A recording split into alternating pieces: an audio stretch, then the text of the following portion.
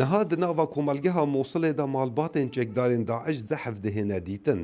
Li taxê amil li aliyê rastê bajarê Mosulê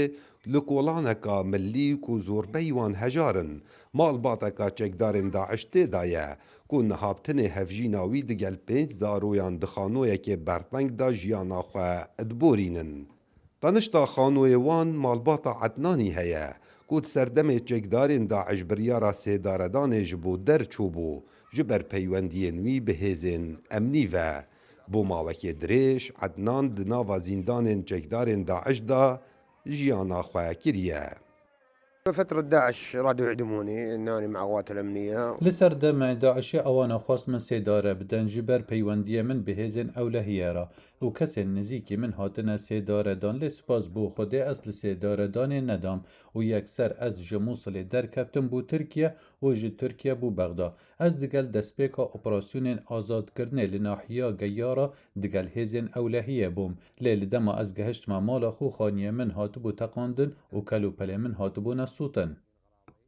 والله راح زوجي على ويا عصابات داعش ما عدنا خود هفجینه من دگل عصابین داعش بو جبر کمت شتک لمال نبو جبر وی چنده گهشتن نافرزین وان حتی نو که تشتکی جنزانم بتنی از زانم که اوی بسروشینه ام چپ گینو کم 5 زاروک هنه لکی و بخودان کم کس اوان بخودان ناکد اف جازده گامه لما پیدوی اوان بخودان کم بابه وان چو فر از دگل وان بم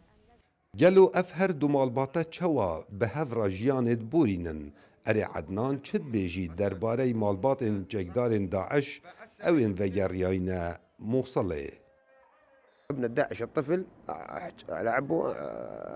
اسولف معه اضحك معه. دگل زاروکن داعشی از دگل وانا دا آخومو یاریا دکم اگر تشتک جمن دیتن دی کربوکینه د دل خدا برانبر من هل گرن و دی هزرا طول وکرنه جمن کن اگر کسک بردوان بیشته تو کره داعشی بابتا مروفکی نباش بو خرابه اف پیوه نابد کسک بیشتوان زاروکان. الجيران والله ما حد يعني ما حد له دخل بينا تعامل جیران ما کس مایت کرنن مدانا کرد سر دریا وان دگل ما گلک یا باشه ام جی مای خود کسی ناکین زاروکت من جو قطابخانه ود گرنه مال وانن خود خینن اول مال پری نخار نوکش جیانامه یا بردوامه و ام بیدنگین اوان دا خوازه سوزنامه کش مکر من امضا کریه از او زاروکن خونه حال مالین کس مای خود منا کرد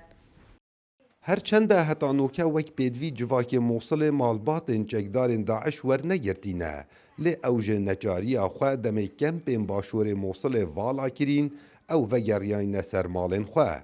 Bi mercekî ew soznamekê îmza bikin ku ewan çi peywendî bi wî kesîvenîne ew ê ji xêzana wan gihiştiye nafrêzên çekdarên Daeş da.